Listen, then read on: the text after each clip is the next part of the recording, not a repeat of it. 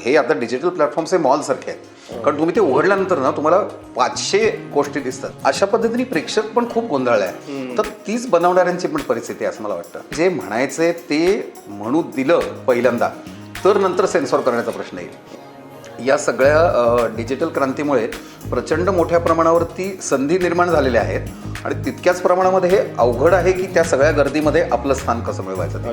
त्यामुळे संधी कमी पण झाली. मराठी कलाकार म्हणजे कलाकार म्हणताना इथे अभिनेता अभिनेत्री म्हणतोय मी, जे यांनी हिंदीमध्ये खूप नाव मिळवलेलं आहे, त्यांच्याबद्दल आपल्या मनात जास्त मोठी भावना असते आणि जे मराठीमध्ये काम करतायत त्यांच्याशी कमी भावना असते. ते मला वाटतं खूपच अन्यायकारक आहे आणि इथे याला खूप मोठं कारण आपलं मराठी माणसाचा न्यूनगंडच आहे असं मला वाटतं. आपल्या आपल्या संस्कृतीमध्ये रुजलेली गोष्ट तुम्ही सांगता तेव्हा ती खऱ्या अर्थाने वैश्विक होते.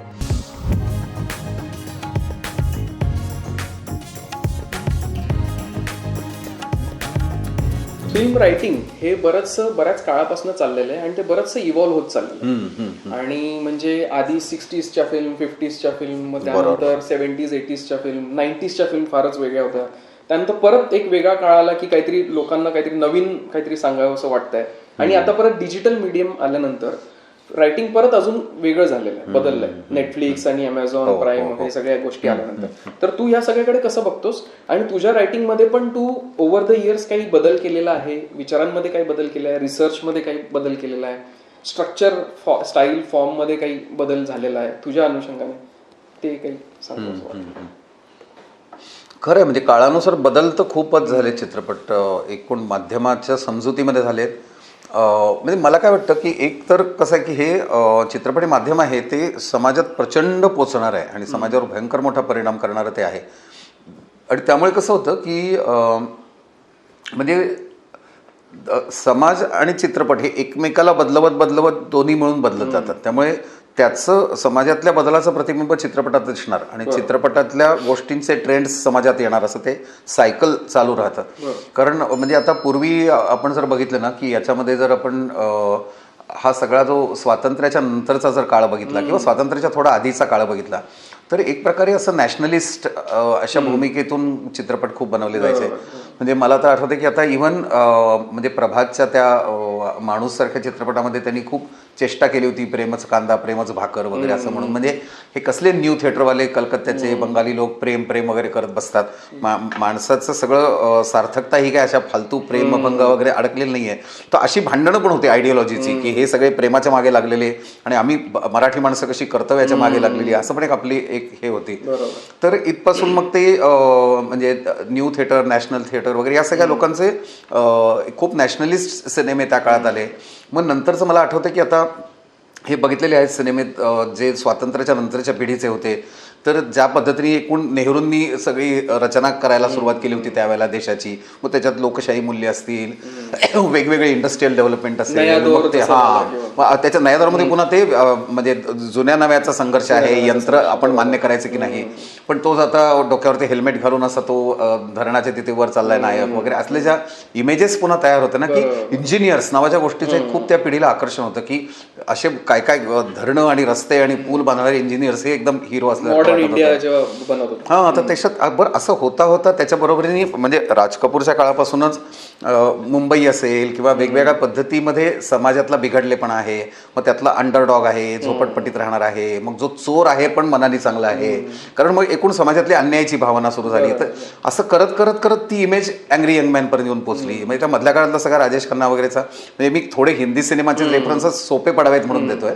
यालाच पॅरलल आपलं मराठीचंही चाललेलं होतं की दुसऱ्या बाजूनी म्हणजे जसं इथे राजेश खन्नाचा रोमॅन्टिक पिरियड जाऊन अँग्री यंग मॅन पर्यंत आपण येऊन पोहोचलो हिंदी सिनेमाच्या बाबतीत, तर मराठीच्या बाबतीमध्ये कसं की आपला हा जो ग्रामीण समाज होता तो हळूहळू निमशहरी बनायला लागला आणि त्यामुळे एकूण पाटील तमाशा या पद्धतीचं एका बाजूनी होतं, दुसऱ्या बाजूनी असं एक मध्यमवर्गीय राजा परंतपेंचा चित्रपट होता किंवा कोल्हापूरचा दिनकर पाटील किंवा या लोकांसारखा किंवा अनंत मानेंचा वगैरे या सगळ्या सिनेमांचा बदल होत होत एक निमशहरी भाग आला, ज्याच्यामध्ये मग एक वेगळी विनोदी चित्रपटांची लाट आपल्याकडे आली, जी रश्मिकांत बेर्डे, अशोक सराफ यांना घेऊन केलेले असंख्य सिनेमे या बऱ्याच काळामध्ये होत होते.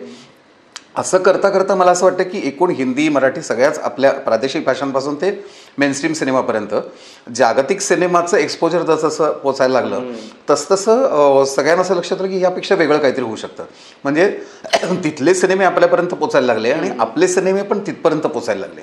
तर तितक्या प्रमाणामध्ये त्या सगळ्या एका जागतिक चित्रपट दुनियेचा आपण भाग व्हायला लागलो आणि मग असं तट पडायला लागले हळूहळू की आपल्या इथे व्यावसायिक करण्याचा चित्रपट वेगळा आहे, मग तो मासेससाठी आहे का क्लासेससाठी आहे. मग हे श्याम बेनेगलांपासून अनेकांनी जे एक कलात्मक चित्रपटाची संपूर्ण आर्ट सिनेमाची जी चळवळ आणली ती आली. तीच मराठीमध्ये आपण बघितलं तर अमोल पालेकर, जब्बार पटेल या मंडळींनी आणायचा प्रयत्न केला. मग नंतर आम्ही ज्या काळामध्ये चित्रपट बनवायला लागलो त्यावेळेपासून दोन्ही बाजू मोठ्या व्हायला लागलेल्या होत्या. त्यामुळे प्रत्येकाला आपापलं स्थान त्या याच्यामध्ये मिळत गेलं. तर असं करत आता तो इतका विस्तार पावलाय ना की आजच्या काळातला चित्रपट असं म्हटलं ना तर मला वाटतं तसं म्हणजे आज आजच्या भारतामध्ये एकाच वेळेला एखाद्या आदिवासी गावापर्यंत वीज पण पोचलेली नसते आणि दुसऱ्या बाजूनी लखलखणारे मॉल आपल्याकडे असतात. एका बाजूनी बैलगाडीचा रस्ता सुद्धा नसतो आणि दुसऱ्या बाजूनी माणसं अरे फक्त 160च्या वेगाने पळणारी बाईक आहे माझ्याकडे, मला 200 वाली बाईक पाहिजे असं म्हणतात किंवा मला 1000 cc बाईक पाहिजे असं म्हणतात. तर हे सगळं एकाच वेळेला नांदत असतं किंवा एका वेळेला घोंगट घेऊन टेक्नॉलॉजिकल जेवढा हां म्हणजे एखादी कुठली तरी सून अजून मी घोंगट इथून घ्यायचं की इथं घेतलं तर माझ्या सासऱ्याचा अपमान होईल हे तिथं चाललेलं असतं. दुसऱ्या बाजूनी मिनिस्कर्ट घालून मुली पबमध्ये नाचत असतात. हे सगळं एका वेळेचा भारत आहे. तर तसं सिनेमाचं आहे आणि त्यामुळे सिनेमामध्ये हे सगळं येणार.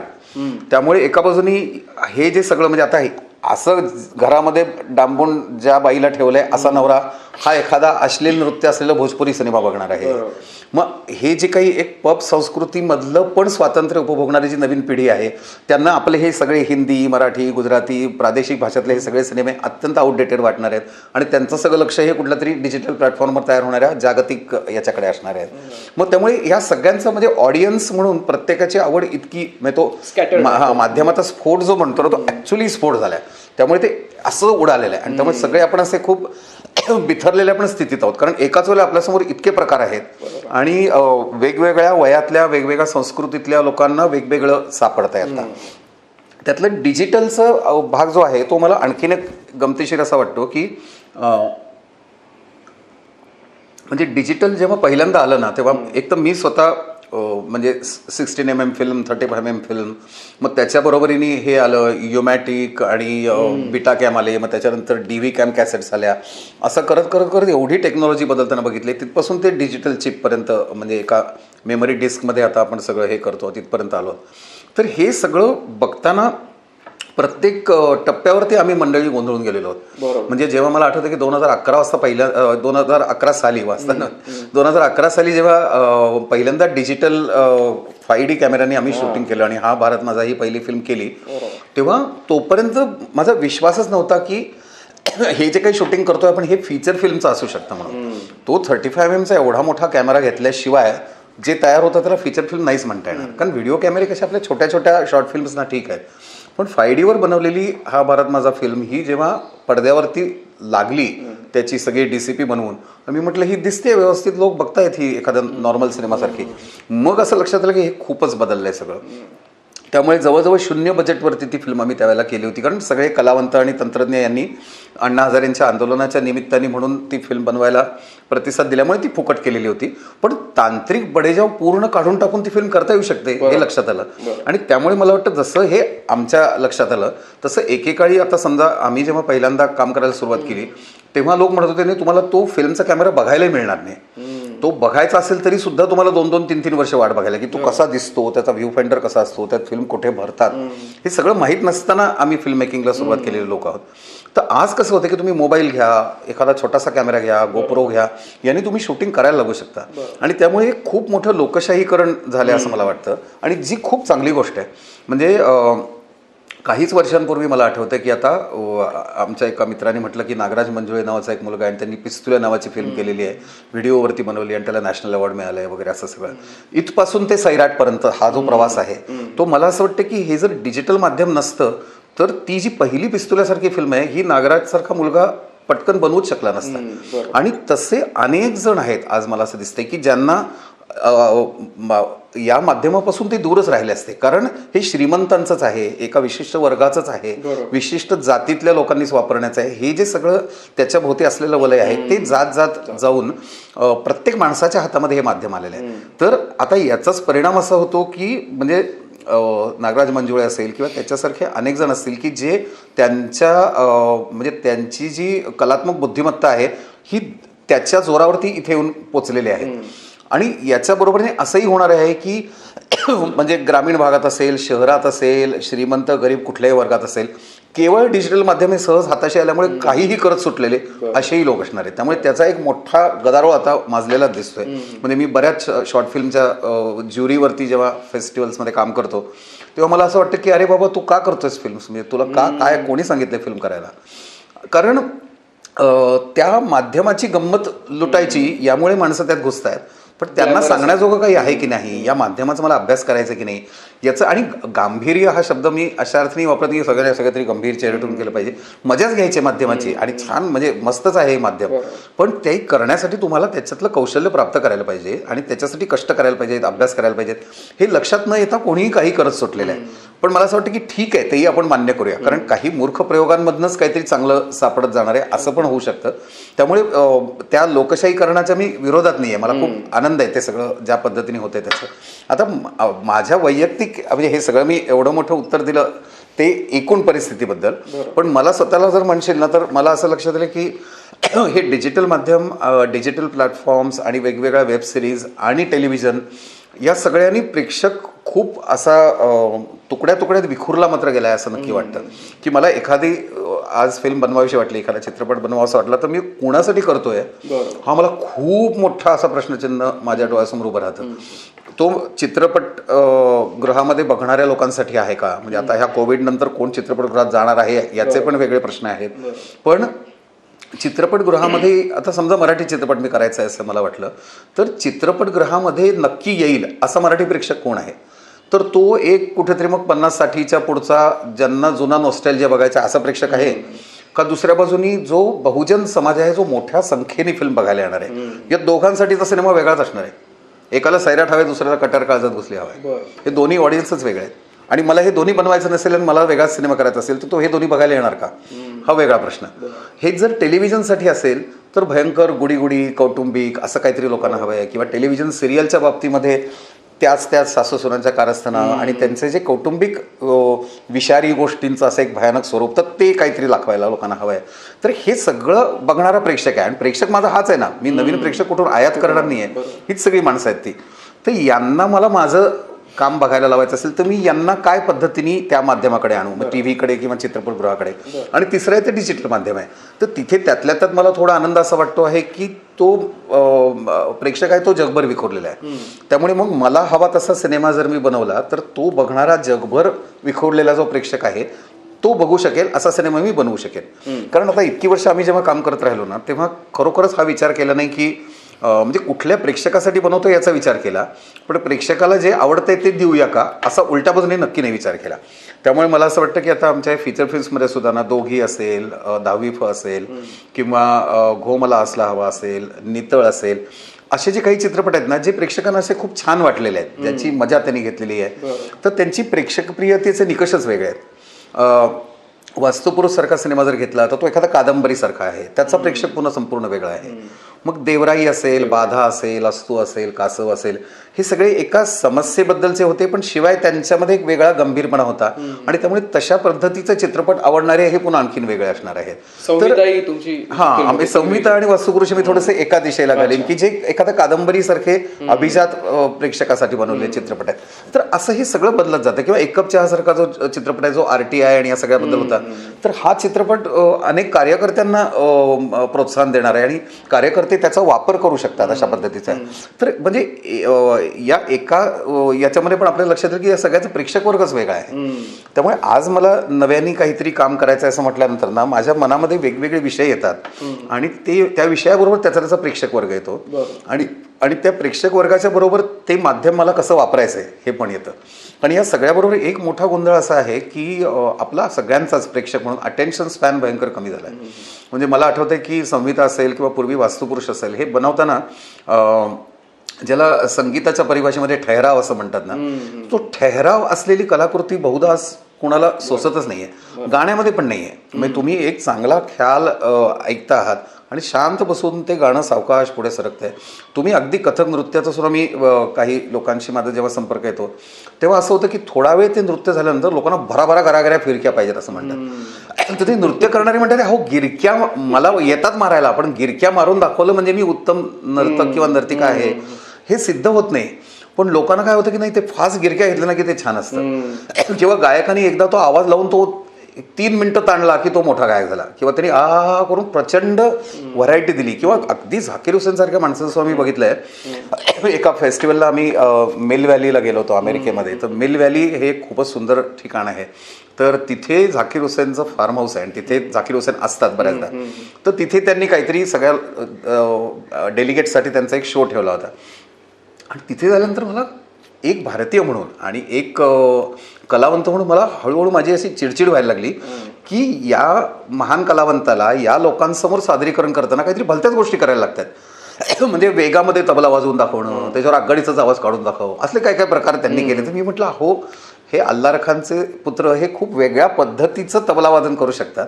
पण पुन्हा तिथे तोच प्रश्न येतो की ह्या ऑडियन्सची कदाचित आमची सगळ्यांची तेवढीच तयारी होती की आम्हाला जगलरीच हवी होती. तर तशा पद्धतीने हे जे सुरू होतं ना की काहीतरी वेगवान पाहिजे, भराभरा बदलणारं पाहिजे, इन्स्टंट 3 मिनिटामध्ये मला त्याच्यात काहीतरी जर बदल झाला नाही तर मी चॅनल बदलू शकतो, मी सर्फिंगमध्ये दुसरीकडे जाऊ शकतो. तर मला वाटतं की ते सर्फिंगची जी आपल्याला सवय लागली आहे त्यांनी आपल्याला म्हणजे ती ॲक्च्युली सगळ्या आयुष्यभराला लागू पडणारी आहे. म्हणजे आपण मग हे हवंय का ते हवंय का ते हवंय, म्हणजे आपण खरेदीला गेल्यानंतर सुद्धा जे छोट्या दुकानात गेल्यानंतर व्हायचं त्यापेक्षा मॉलमध्ये वेगळं होतं. प्रचंड व्हरायटी दिसल्यामुळे आपण गोंधळतो. जे म्हणजे हे आता डिजिटल प्लॅटफॉर्म्स हे मॉलसारखे आहेत, कारण तुम्ही ते उघडल्यानंतर ना तुम्हाला 500 गोष्टी दिसतात. मग तुम्हाला असं वाटतं की हे बघू का ते बघू, आणि मग होता होता काय होतं जसं आपण शेवटी नेहमीच्याच पद्धतीची काहीतरी पॅन्ट किंवा शर्ट विकत घ्यावं ना, तसं आपण कुठला तरी जुनाच सिनेमा काढतो आणि म्हणतो की हेच बघूया, इतकं सुद्धा होतं. मग आणि मग अनेकदा त्याची एक स्पर्धा पण तयार होते. तसं आता ते ओनिडा टीव्हीचं होतं ना की नेबर्स एन्व्ही, ओनर्स प्राईड वगैरे, तसं आता असं होतं की तू हे नाही पाहिलेलंस, बापरे, म्हणजे मी अजून ते अमुक काय फार्गो नाही पाहिली, बापरे, आता मग ही बघेपर्यंत काही खरं नाही, म्हणजे मला माझ्या भोवतालचे सगळे मागासलेला म्हणणार असं. तर म्हणजे ही चमत्कारिक स्पर्धात्मक वृत्ती अशा पद्धतीने प्रेक्षक पण खूप गोंधळला आहे. तर तीच बनवणाऱ्यांची पण परिस्थिती आहे असं मला वाटतं. आणि या सगळ्याला बनवणाऱ्यांना संधी मिळते की नाही हा एक संपूर्ण वेगळा प्रश्न आहे. म्हणजे मला आता अनेक जण असं म्हणतात की तुम्हाला सेन्सॉरशिपचा त्रास होतो का, किंवा तुम्हाला जे म्हणायचं आहे ते कलावंताला म्हणू दिलं जात नाही का असं वाटतंय का. तर मला असं वाटतं की जे म्हणायचं आहे ते म्हणू दिलं पहिल्यांदा तर नंतर सेन्सॉर करण्याचा प्रश्न येईल. तर ही एक अघोषित सेन्सॉरशिप इतकी विचित्र आहे की जी सगळ्या निर्मात्यांमध्ये, सगळ्या वेगवेगळ्या चॅनल्समध्ये आतून शिरलेली आहे. आणि त्यामुळे जो त्या वेळेच्या राज्यकर्त्यांना असेल, त्या वेळेच्या परिस्थितीला असेल, फार धक्का लागणार नाही अशा गोष्टी निर्माण होतील. आणि तसं धक्का लागणाऱ्या गोष्टी आल्या तर त्या मुळात न बनल्या तरच बऱ्या, आणि त्यांना मुळात पाठिंबाच नको द्यायला, अशा पद्धतीचं पण एक अघोषित सेन्सॉरशिप चालू राहते. आणि त्यामुळे मला असं वाटतं की या सगळ्या डिजिटल क्रांतीमुळे प्रचंड मोठ्या प्रमाणावरती संधी निर्माण झालेल्या आहेत, आणि तितक्याच प्रमाणामध्ये हे अवघड आहे की त्या सगळ्या गर्दीमध्ये आपलं स्थान कसं मिळवायचं. त्यामुळे संधी कमी पण झाल्या आहेत. असं काहीतरी खूप विचित्र परिस्थिती आहे असं मला वाटतं. सुनील दादा, आता आपल्या प्रश्नांना आणि उत्तरांमधनं एक खूप महत्त्वाची गोष्ट जाणवली ती अशी की तुम्ही सुमित्रा भावे आणि तुम्ही असे मिळून एक रेंज आणि एक वेगवेगळ्या व्हरायटी आणि सेक्शन्स आणि कॅटेगरीमधल्या वेगवेगळ्या प्रकारच्या विविध रूपाने फिल्म्स केल्या, वेगवेगळ्या विषयांवर केल्या, वेगवेगळ्या फॉर्मॅटच्याही केल्या. तर या सगळ्या गोष्टींमधून आपल्याला असं जाणवतं, आणि तुम्हाला वेगवेगळे एक्सपिरियन्स पण आले असतील. तर फिल्म ही आणि ह्या सगळं करत असताना तुम्ही असा निर्णय का नाही घेतला की तुम्ही आता हिंदीमध्ये फिल्म करावी, तुम्हाला वाटली नाही का, करावीशी वाटली नाही का फिल्म? म्हणजे हा तुम्ही हिंदीत म्हणजे हिंदीत का जात नाही असा एक प्रश्न मराठीत येतो. मला ते खूप म्हणजे विनोदी वाटतं. म्हणजे पूर्वी, आज तो शब्द कोणी वापरत नाही, पण पूर्वी ना अमुक एक मुलगा नाटकात पळून गेला असं म्हणायचे, किंवा अमुक एक आता ती बाई नाटकात गेली असं म्हणायचे, म्हणजे खूप वाईट पद्धतीने. तसं मग तुम्ही हिंदीत का जात नाही असं एक मराठी लोकांच्या मनात फार प्रश्न येतो. मला त्याच्यानं आठवलं की अरे खूपच छान उदाहरण आहे. श्याम बेनेगलांचं काहीतरी कारकिर्दीची 25 वर्ष झाली का असं काहीतरी म्हणून त्यांचा पुण्यात सत्कार होता एका कार्यक्रमात. तर तिथं ते स्वतःच हसून सांगत होते की कुठल्याही काही परिसंवाद निघाला, चर्चा झाली की लोक म्हणतात अच्छा आप कमर्शियल फिल्म क्यों नहीं बनाते. तर ते म्हणाले की म्हणजे मी जे करतोय ते तुम्हाला आवडत नाही असं तुमचं म्हणणं आहे, ते करणं बंद करू असं म्हणायचं आहे. म्हणजे थोडक्यात ह्याच्यापेक्षा मी वेगळं काहीतरी करू असं तुम्ही म्हणताय, हा मी हे कॉम्प्लिमेंट म्हणून घेऊ का काय. मग ते समोरची माणसं खूप गडबडायची. तर ते म्हणाले थोडक्यात मुद्दा असा आहे की तुम्ही जे करताय त्यापेक्षा तुम्ही काहीतरी वेगळं केलं पाहिजे तर खरं, असा त्या प्रश्नाचा एक प्रकारे रोख असतो. तसा मला असं वाटतं की आपल्या या सगळ्या मराठी प्रेक्षकांचा एक मोठा न्यूनगंड असा आहे की हिंदीत गेल्याशिवाय काही खरं नाही. म्हणजे तोपर्यंत काही तुम्हाला आम्ही महत्त्वाचं मानणार नाही. आणि म्हणजे याचा दुसरा पर्याय असा, दुसरा एक परिणाम असा पण आपल्याला दिसतो की जे मराठी कलाकार, म्हणजे कलाकार म्हणताना इथे अभिनेता अभिनेत्री म्हणतोय मी, जे यांनी हिंदीमध्ये खूप नाव मिळवलेलं आहे त्यांच्याबद्दल आपल्या मनात जास्त मोठी भावना असते आणि जे मराठीमध्ये काम करतायत त्यांच्याशी कमी भावना असते. ते हे मला वाटतं खूपच अन्यायकारक आहे. आणि इथे याला खूप मोठं कारण आपलं मराठी माणसाचा न्यूनगंडच आहे असं मला वाटतं. आणि न्यूनगंडाच्या बरोबरीने मला असं वाटतं की मराठी माणूस जो आपण आहोत, तर आपण आणि हिंदी भाषिक हे दोघेही देवनागरी लिपी वापरतो. त्यामुळे म्हणजे बऱ्याच जण एखादी गोष्ट मराठीत लिहिली असं म्हणतात, तर मला सारखं वाटतं ती मराठीत नाही लिहिलेली, ती देवनागरीत लिहिलेली आहे. म्हणजे गावच्या पाट्या मराठीत पाहिजे, ते मराठीत नाही देवनागरीत पाहिजेत, कारण ते हिंदीतही आहेत असं म्हणता येऊ शकतं. तेच देवनागरीत लिहिलं तर ती हिंदीत आहे असंही त्याचा अर्थ होऊ शकतो. त्यामुळे ते मराठीत नाही आहेत. मराठी ही लिपी नाही आहे, मराठी भाषा आहे. तर त्यामुळे मुद्दा असा होतो की ते दोन्ही भाषा आपण एक लिपी वापरत असल्यामुळे आणि आपल्या मुंबई या राजधानीमध्ये या मोठ्या हिंदी चित्रपटसृष्टीचीही ती राजधानी असल्यामुळे त्याच्या सावलीमध्येच मराठी सिनेमा खूप मोठ्या प्रमाणावरती राहतो. आणि आपल्या सगळ्यांच्या मनामध्ये काय म्हणता येईल की मराठी चित्रपटाशी प्रामाणिक असणारा एक खूप छोटा प्रेक्षक वर्ग आहे. उरलेला सगळा आहे हा लहानपणापासून, म्हणजे मी स्वतःलाही त्यातनं वेगळं काढू शकत नाही, कारण लहानपणापासून जी गाणी ऐकली, जे सिनेमे पाहिले, हे सगळे हिंदी सिनेमे बघत गेलो. कारण ज्या एका मध्यम वर्गात, ज्या एका शहरी भागात आपण जगतो आहोत त्याच्यातून तो हिंदी सिनेमाच आपल्याला जास्त आपला वाटत गेला आणि त्यातून आपला मराठी सिनेमा हा कायम त्या एका छायेमध्ये राहिला. आता हे चित्र खूप बदलायचा जरी प्रयत्न केला तरी ज्याला व्यावसायिक सिनेमा असा जो म्हणतात ना, तो व्यावसायिक सिनेमा हिंदीच्या तुलनेमध्ये आपल्याला नेहमी आपला कमीच पडतो असं वाटतं. कारण तो तितक्या मोठ्या बजेटमध्ये बनवला जात नाही, त्या पद्धतीचं स्टारडम आपण मराठीमध्ये तयार करू शकत नाही. आणि मला उलट्या अर्थाने आम्ही जेव्हा काम करत राहिलो तेव्हा मला याच गोष्टी उलट आवडायच्या की आपल्याकडे स्टारडम नाही आहे, आपण आपल्याला जी हवी ती कथा सांगण्यासाठीच, आपल्याला जे म्हणायचं ते करण्यासाठीच आपला चित्रपट बनवतो. तर हे उलट मराठीमध्ये आपण जास्त चांगलं करू शकतोय. तर मग आपण या तथाकथित हिंदी नावाच्या स्वप्नाच्या मागे धावायचं काही कारण नाही. आणि याचा दुसरा एक महत्त्वाचा भाग असा आहे की म्हणजे कोणीही कवी, लेखक, चित्रपट बनवणारा वगैरे जे असतील तर ते त्यांच्या संस्कृती सकट त्यांची कथा घेऊन येतात. तर मला असं वाटतं की त्यातलं संस्कृतीमध्ये रुजलेलं असणं ही सगळ्यात महत्त्वाची गोष्ट आहे. म्हणजे उदाहरणार्थ आता दोघी सारखा चित्रपट हा तेच कथानक तशाच ठिकाणी घेऊन, तर सासवडजवळच्या एका खेड्यामधले ही सगळी मंडळी ही सगळीजणं हिंदी भाषेमध्ये बोलली म्हणून लुधियानाचा एखादा प्रेक्षक भयंकर प्रेमाने ती फिल्म बघायला येणार आहे का? तर तो येणार नाही आहे, कारण त्याला संस्कृती पण वेगळी हवी आहे आणि त्या संस्कृतीमध्ये रुजलेलं कथानकच प्रेक्षक बघायला येतात. आणि मग फक्त हिंदीचा परिणाम असा होतो की साधारणतः उत्तरेकडची एक 4-5 राज्य हिंदी संस्कृतीमधली आहे. मग त्यामध्ये संस्कृती खरं तर खूप वेगळी आहे, ती बिहारची पण वेगळी आहे, ती उत्तर प्रदेशची वेगळी आहे, ती मध्य प्रदेशची वेगळी आहे. पण तरी एक थोड्याशा सपाट पद्धतीने जरी मुंबईतल्या हिंदी चित्रपटसृष्टीतून बनवलेले जे सिनेमे आहेत ते ही सगळी माणसं बघतात, म्हणून खूप मोठा प्रेक्षक वर्ग तयार होतो आणि म्हणून त्याला आपण मेनस्ट्रीम किंवा मुख्य प्रवाह म्हणायला लागलो. पण तुम्ही जर तामिळनाडूमध्ये गेलात तर तामिळनाडूमधला रजनीकांतसारखा सुपरस्टार हा हिंदीमधल्या अमिताभ बच्चनपेक्षा मोठा असल्यासारखं जेव्हा लक्षात येतं आपल्याला, कारण असे मोठे कटआउट्स आणि त्याला दुधाचा अभिषेक हा अमिताभ बच्चनने कधी झाल्याचं मला आठवत नाही. तर हे तुम्हाला जर चेन्नईला दिसतं तर थोडक्यात तेवढं जे राज्य आहे ते एखाद्या चित्रपटाला कोट्यावधीचा व्यवसाय करून देण्या इतपत चित्रपट चालवू शकतं. लोकसंख्येने महाराष्ट्र त्यापेक्षा कमी नाहीच आहे. आपण मोठं राज्य आहोत, छोटं राज्य नाही आहोत. केरळ आपल्या तुलनेने खूप छोटं आहे, पण त्यांच्या भाषेवर आणि त्यांच्या संस्कृतीवरती असलेल्या प्रेमामुळे तिथली चित्रपटसृष्टी एवढी मोठी होते. बंगालची तीच परिस्थिती आहे. तर या सगळ्यांची म्हणजे मला काय वाटतं की इथे एक चांगल्या अर्थाची भाषेची अस्मिता तयार होते आणि ती अस्मिता चित्रपटाकडे जेव्हा आपण चित्रपटाला अप्लाय करतो असं म्हणता येईल, चित्रपटाला लावून बघतो, तिथे तो चित्रपटही मोठा व्हायला लागतो. तिथे आपण मराठी माणसं नक्की कमी पडलो आहोत. अजूनही मराठी नाटकाचं संपूर्ण देशभरामध्ये खूप नाव घेतलं जातं. तसं आता मराठी चित्रपटांचंही घेतलं जायला लागलं आहे, पण ते कलात्मकतेसाठी आहे, गुणात्मक दर्जासाठी आहे. प्रश्न कुठे येतो की सगळं व्यवसायाच्या गणितांविषयी जेव्हा तुम्ही बोलता तेव्हा असं लक्षात येतं की ते 100 कोटी 150 कोटी हे आकडे जेव्हा दिसायला लागतात तेव्हा असं लक्षात येतं की वर्षानुवर्षातनं आपल्याकडे एखादीच फिल्म येते की जी 100 कोटीचा व्यवसाय करते.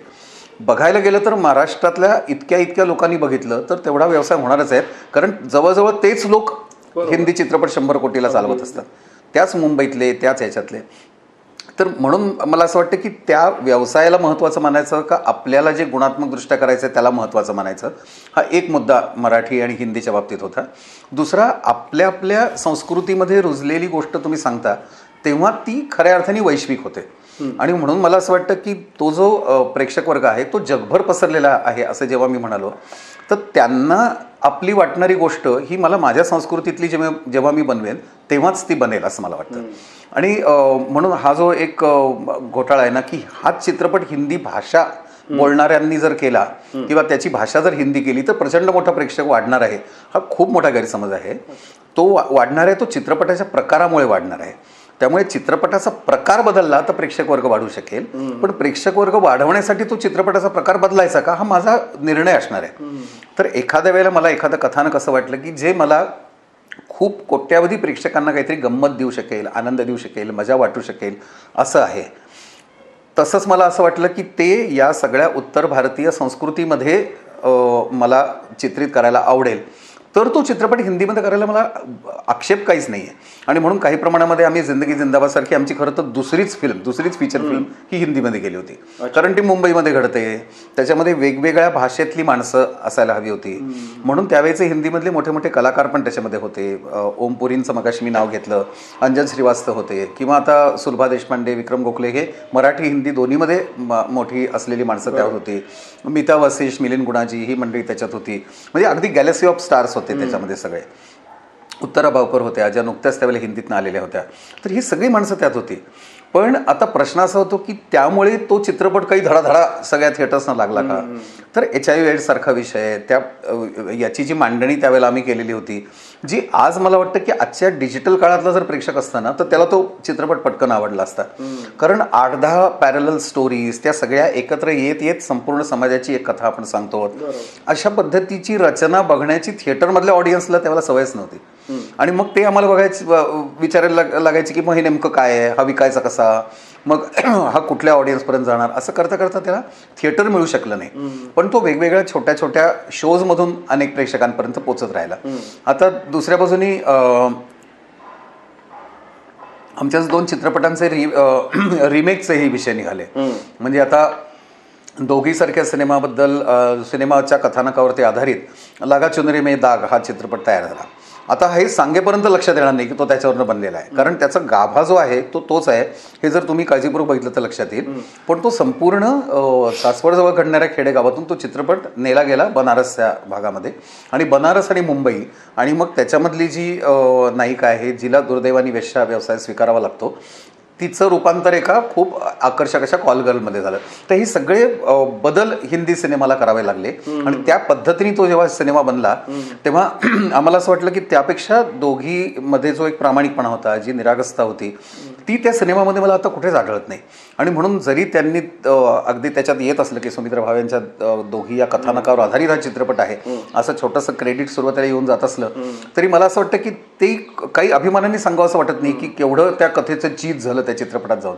तर उलट मला असं वाटतं की तो सपाट झाला, थोडा भडक झाला, थोडा जास्त म्हणजे ती प्रामाणिकताच तिथे गमावल्यासारखी मला वाटली.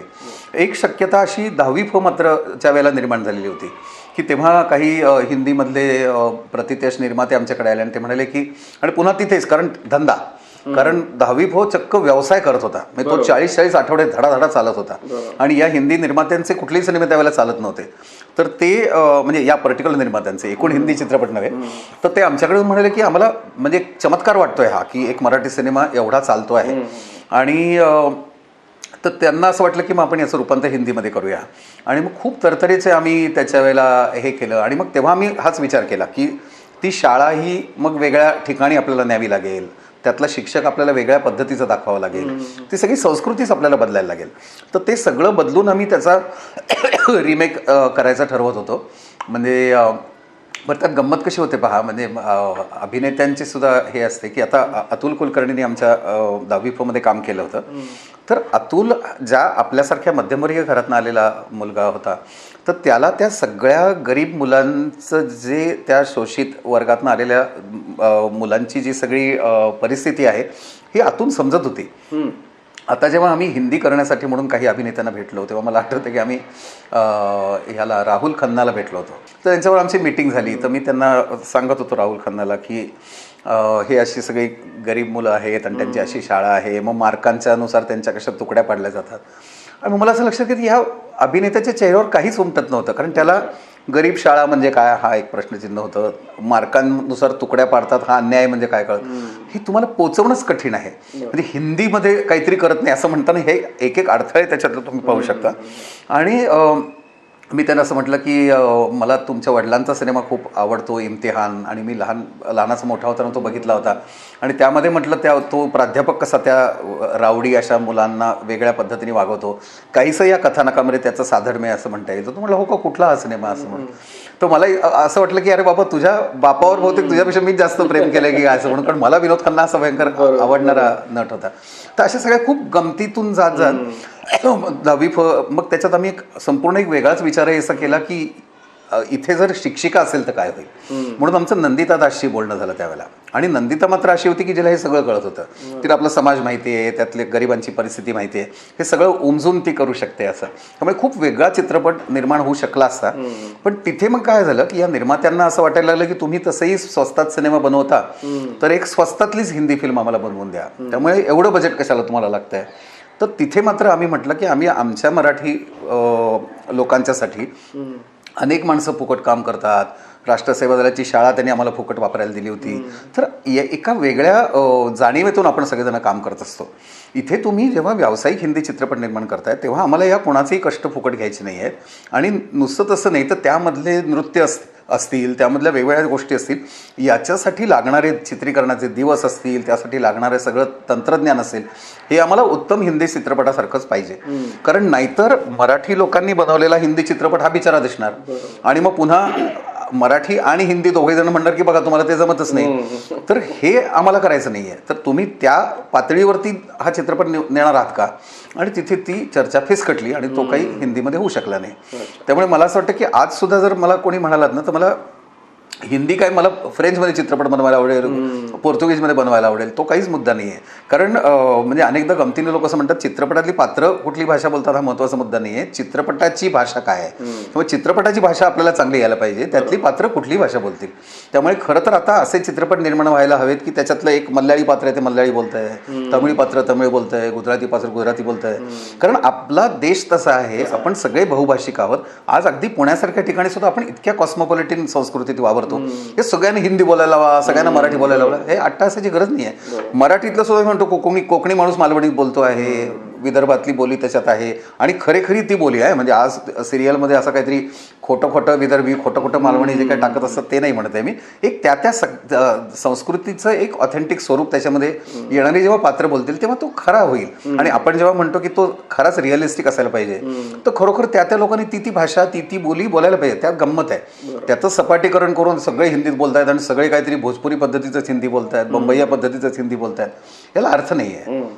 सुनील दादा, तू अतिशय महत्त्वाचा मुद्दा मांडलास इथं. जेव्हा तू कम्पेअर केलं, तमिळ सिनेमा आहे, तेलुगू सिनेमा आहे, कन्नडी सिनेमा आहे आणि आपला ऑफकोर्स मेनस्ट्रीम हिंदी सिनेमा तर आहेच, पण मग आपली मराठी इंडस्ट्री मेनस्ट्रीम सिनेमाच्या आजूबाजूला असून सुद्धा तमिळ इंडस्ट्रीपेक्षा किंवा तेलुगू इंडस्ट्रीपेक्षा कुठे मागे राहिली आणि कुठे मागे पडलो आपण, की जेणेकरून ऑथेंटिसिटी पण मेंटेन करून आणि लार्जर दॅन लाईफ जसे त्या सिनेमांमध्ये असतं किंवा एस्केपिझम थोडंफार असतं, तर authentic cinema plus escapist cinema, mainstream cinema, commercial सिनेमाकडे आपण कुठे कमी पडलो आणि मराठी सिनेमा ची वाटचाल तशी का नाही राहिली तमिळ सिनेमासारखी किंवा तेलुगू सिनेमासारखी? फायर सिनेमा बघताना मला इनफॅक्ट हा प्रश्न पडला होता की ते दिल्लीमध्ये सगळं कथानक घडतं आणि तो चित्रपट बनवला इंग्लिशमध्ये. अच्छा. तर त्यातली सगळी पात्र इंग्लिश बोलतात, नोकरापासून सगळे इंग्लिश बोलतात. आणि हा चित्रपट सुरू झाला तेव्हा मी गृहीत धरलं की बहुतेक पंजाबी कुटुंब आहे, पण ते UK मध्ये कुठेतरी आहे. आणि नंतर दिल्लीतल्या गल्ल्याबिल्ल्या दिसायला मी म्हटलं की इंग्लिशमध्ये कशासाठी. मग पुन्हा काय होतं की वेगळ्या ऑडियन्ससाठी, म्हणजे जसं आपण मराठीचं म्हणतो ना की मराठी लोकांना हिंदीत केल्याशिवाय प्रेक्षक मिळणार नाही असं वाटतं, हिंदीवाल्यांना इंग्लिशमध्ये केलं नाही असं वाटतं. म्हणजे जो न्यूनगंड आपल्याला हिंदी सिनेमाविषयी वाटतो तो हिंदी सिनेमांना हॉलिवूडबद्दल वाटतो. आता मला असं वाटतं की ॲक्च्युली आपले जे प्रादेशिक सगळे सिनेमे आहेत तसे सगळे युरोपियन सिनेमे मला वाटतात. म्हणजे फ्रेंच सिनेमा असेल, जर्मन सिनेमा असेल, याच्यातला लॅटिन अमेरिकन सिनेमा असेल, या सगळ्या सिनेमां हे त्यांच्या त्यांच्या संस्कृतीतून आलेले चित्रपट असतात. जपानी सिनेमा असेल आपल्या पूर्वेकडच्या देशांमधलं बघितलं तर हे सगळे युरोपातली ही जी राज्य म्हणजे देश आहेत हे जणू काही आपल्या राज्यांसारखे आहेत असं मला वाटतं. आणि ते तेवढ्याच आकाराचे आहेत. आणि या सगळ्यांनाही हॉलिवूडच्या आक्रमणाची तीच भीती वाटते. म्हणजे जेव्हा एखादा काहीतरी हॉलिवूडचा धमाकेदार सिनेमा येतो तेव्हा त्यांचे सगळे फ्रेंच सिनेमे झोपतात. हीच आपल्या हिंदी सिनेमाची मराठीच्या बाबतीतली परिस्थिती आहे. आता रिजनल आता इतर रिजनलमध्ये कसं होतं की हे जे वरच्या भारताला जवळचे आपण मंडळी आहोत ना, ज्याच्यामध्ये ओडिया सिनेमा येतो, मराठी सिनेमा येतो, गुजराती सिनेमा येतो, हे आपण या सावलीखाली आहोत. आणि खाली गेल्यानंतर त्यातला कन्नड सिनेमा हा तुलनेने थोडा छोटा आहे, पण तरी त्याच्यामधले स्टार्स बरेच मोठे आहेत. म्हणजे आता अगदी वीरप्पननी पळवून देण्यासाठी जो निर्णय घेतला तो डॉक्टर राजकुमार या त्यांच्या सुपरस्टारला घेतला. तर आपल्या मराठीतल्या कुठल्या मोठ्या कलावंताला पळवून दिला तर बहुतेक कुठलाच देश काही हल्ला नसता. बरं ठीक आहे असं म्हटलं गेलं असतं, कारण ते स्टारडम आपण तयार करू शकलेलं नाही आहोत. जे तमिळनाडूमध्ये आहे किंवा केरळमध्ये तितक्या मोठ्या प्रमाणावर स्टारडम थोडं तुलनेने आहे, पण तो तरी मराठी सिनेमाशी मला थोडा जवळचा वाटतो कायम, मल्याळी सिनेमा, कारण तो त्यातल्या कथानकाला आणि गुणवत्तेला धरून जास्त चाललेला असतो असं म्हणून. तसाच बंगाली सिनेमाही मला वाटतो, कारण एक मध्यम वर्ग, त्यांची मूल्यव्यवस्था या सगळ्यांनी पुन्हा मराठी, ओडिया आणि बंगाली लोक बऱ्यापैकी आपण सारखे आहोत असं मला वाटतं. त्यामुळे हे सगळं वेगळं आहे. म्हणजे या सगळ्याला एक मापदंड लावता येणार नाही, हा एक त्यातला महत्त्वाचा मुद्दा. आता या सगळ्यात तुलनेने मराठी सिनेमाच्या बाबतीत तर म्हणजे मी जवळजवळ आता फीचर फिल्म बनवायला लागल्याला 25-1 वर्ष झाली, पण पहिल्या फिल्मपासून हा विचारला जाणारा प्रश्न आहे की मराठी चित्रपट मागे का. तर एक म्हणजे आपल्याला सगळ्यांना मान्य आहे की तो मागे आहे, तर मला असं वाटतं की त्यांनी सुद्धा एक न्यूनगंड तयार होतो ना, सारखं एखाद्या मुलाला तुला कमी मार्क का म्हटलं तर तो बिचाराला अभ्यास करण्याचा उत्साह जातो त्याचा. तर ती एक परिस्थिती आहे. दुसऱ्या बाजूने आपण गुणवत्तेत 100% मागे नाही आहोत, हे मी अगदी छातीठोकपणे सांगतो. म्हणजे जेव्हा दोघी चित्रपट आम्ही बनवला तेव्हा मराठीमध्ये जेमतेम 10 ते 12 चित्रपट एका वर्षाला बनायचे आणि त्यातले 3 किंवा 4 चांगले असायचे. म्हणजे तू त्याचा जर रेशो पाहिलास तर तो 1/4 1/3 एवढा असायचा. आज मराठीमध्ये 100 ते 125 चित्रपट बनतात आणि त्यातले 15 ते 20 चांगले असतात. त्यामुळे तो रेशो पण बदललेला नाही आहे. आता प्रश्न काय येतो की प्रेक्षकांनी उत्साहाने बघायला जाणं आणि त्याचा धंदा उत्तम चालवून त्याला यशस्वी करणं, इथे प्रेक्षक मार खातो असं माझं मत आहे. आणि तिथे बनवणाऱ्यांना मी दोष देत नाही. बनवणारे बनवतात, त्याच्यावर प्रसिद्धी आणि मार्केटिंगवर खर्च करतात, पण प्रेक्षक घरातनं उठून जातच नाही. तो असं म्हणतो की हा जो मोठा हिंदी सिनेमा आहे ज्याच्यामध्ये मोठे स्टार्स मिळणार आहेत, जे मला दुर्मिळ आहेत, त्यांना बघण्यासाठी मी 200-300 रुपयाचं तिकीट काढून मल्टिप्लेक्सला जाईन, कारण एक अख्खं कुटुंब घेऊन जायचं आहे मला, मग त्यात एवढा खर्च होणार, त्यात पॉपकॉर्न, त्यात कोल्ड्रिंक, 2-1 हजाराचा खर्च मला करायचा आहे. तर तो मी सलमान खानसाठी करतो, शाहरुख खानसाठी करतो, तो मी आपल्या मराठीतल्या साध्या लोकांसाठी का करू, कारण ही घरगुतीच माणसं वाटतो आम्ही सगळेजण त्यांना. त्यामुळे त्यांच्यासाठी त्यांना खिशातनं खर्च करावं असं वाटत नाही. त्यांना असं वाटतं की हे शेवटी टीव्हीवर येणारच आहेत. सुबोध भावे हा मला चित्रपटात दिसणार आहे आणि तो मला टीव्हीवर पण दिसणार आहे, तर ठीक आहे मग टीव्हीवरतीच त्याच्या चित्रपट आल्यानंतर मी बघीन. तर इथे सुबोध भावे हा कमी प्रतीचं काम करत नसतो, त्याच्याविषयी फुगवलेला स्टारडम नाही आहे. आता या सगळ्याला काही चांगले चित्रपट मराठीमध्ये सुद्धा अपवादात्मक ठरले आणि ज्यांनी व्यावसायिक यश चांगलं मिळवलं.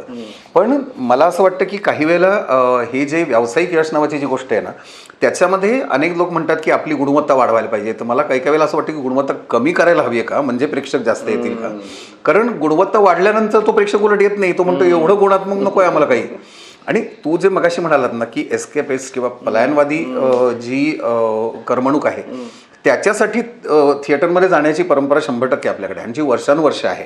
आणि त्यामध्ये म्हणजे आता आपलं अगदीच मराठीतलं खूप चांगलं अभिनेत्याचं उदाहरण म्हणजे अमोल पालेकरांचं जर घेतलं तर एका बाजूने अमिताभ बच्चनचा अँग्री यंग मॅन असताना सुद्धा अमोल पालेकरांसारखा मराठी नट खूप महत्त्वाचं स्थान या मेनस्ट्रीम हिंदी सिनेमात मिळवून होता.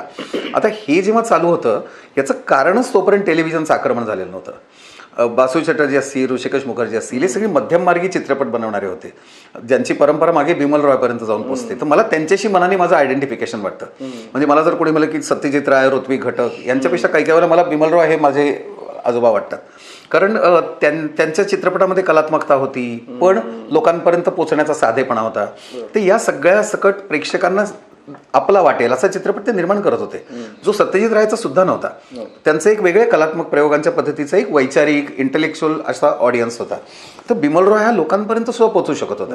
म्हणून मला दोघी सारख्या चित्रपटाचं, वास्तुपूर सारख्या चित्रपटाचं नातं हे बिमल रॉयशी जास्त वाटतं. पण ते जर नंतरच्या काळात असते, दुर्दैवाने आजच्या काळात असते, तर बिमल रॉय असतील, ऋषिकेश मुखर्जी असतील, बासू चटर्जी असतील, यांना लोक म्हणायचे की ते टीव्ही सिरियल करा तुम्ही, तुम्हाला चित्रपट करायची गरज नाही. कारण थिएटर कोण येणार तुमची फिल्म बघायला? मध्यम वर्गाच्या गोष्टी नको आहेत आम्हाला, मध्यम वर्गाने टेलिव्हिजन सिरियल बघावी. तर हा प्रकार आता मराठीमध्ये झालेला आहे. आणि दुसऱ्या बाजूनी पल्यांमध्ये करमणूक जे आहे तर त्याच्यामध्ये आपल्याला काय होतं ना की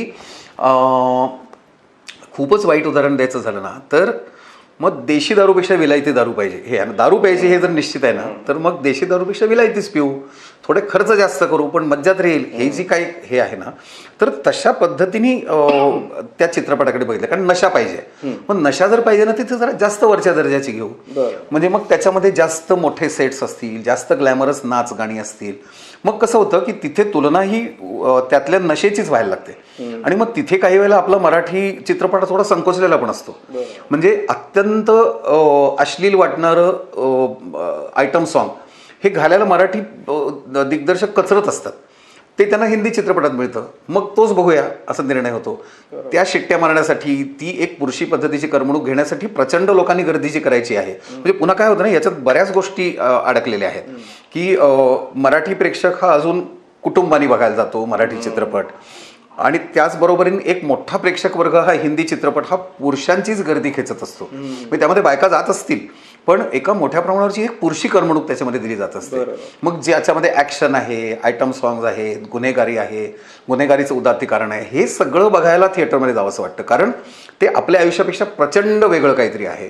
तर ते बघायला आम्ही तिकडे जातो. तुमच्या आमच्या आयुष्यासारख्या दिसणाऱ्या ज्या गोष्टी आहेत ना मग या छोट्या पडद्यावरती बघू.